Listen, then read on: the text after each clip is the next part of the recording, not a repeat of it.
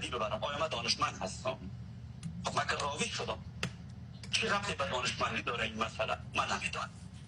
من هدفم از این بود که به علوم تجربی، به علوم انسانی، به فلسفه، به اخلاق، به منطق هیچ اشاره‌ای در قرآن نشده که شما باید این علوم را مطالعه کنین، بخوانید، آموزش بدین و آموزش ببینید.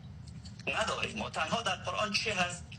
طلب علم اگر مثلا سوره نور را زن بخوانه عالم هست. این که نشد دلیل. ما که در قرن 21 زندگی میکنیم، در قرن 21 که نشد پاسخ. اما خودتون خوشبختانه اقرار کردین و گفتین که دانشمند بودن چند نفر را، مثلا عایشه را گفتین. عایشه دختری که در 6 سالگی با محمد ازدواج میکنه و در 9 سالگی با محمد صفات یا رابطه جنسی داره با پیامبر اسلام. یکی از حکمت‌های این ازدواج را شما راوی بودن عایشه میدانید. میگه محمد به خاطر با دختر 6 سال ازدواج میکنه که حکمتش همین است که روایاتش را بعدا به مؤمنین برسانه. و روایاتی که از عایشه در صحیح بخاری وجود داره شما نمیتونید جلوی دختر 16 ساله تان بخوانید، متاسفانه، به خاطر که این روایات بسیار بسیار مثبت 18 هستند، مثبت 18 هستند. تمام روایاتی که در باب غسل و اینها عایشه آورده از زبان محمد مثبت 18 هستند.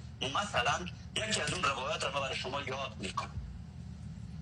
یکی از اون روایات مثلا در خود کتاب صحیح مسلم حدیثی وجود داره که مردی در خانه عایشه شب میگذرانه، در خانه عایشه شب میگذرانه، بعد فردا احتلام میشه، معذرت خواهی میکنه، ما در افغانستان میگیم جنوب میشه، بعد فردا رفته جامعه خودش را میشوید. عایشه میگه چرا جامعه را میشویی؟ میگه جامعه من، معذرت خواهی میکنم از دوستان عزیز، اسپرم یا منی داشت، به این خاطر میشستم چون شب جنوب شده بودم، شیطان من بازی داده بود.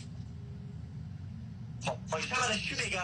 میگه من وقتی که رسول الله جامعهش را میدیدم که منی میبود در جامعه رسول الله، با ناخونه منی خوش را میتراشیدم.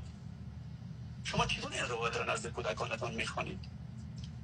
یا مثلا عایشه در همین صحیح بخاری روایتی را نقل قول میکنند که پیامبر اسلام در حالت رابطه جنسی گاهی فکر میکرد که بر من دخول کرده در حالی که این کار را نکرده. چگونه این آیت را نزد اطفال 16 سالگان میخوانید؟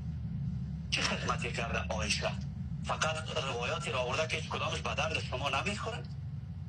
آیا این حکمت است که دختر 6 ساله به مرد 50 و چند ساله تقدیم شده به خاطر که این روایات را بیاره؟ آیا دانشمند است که تنها در باب غسل صدها روایتی را آورده که شما نمیتونید اونها را به خانش بگیرید؟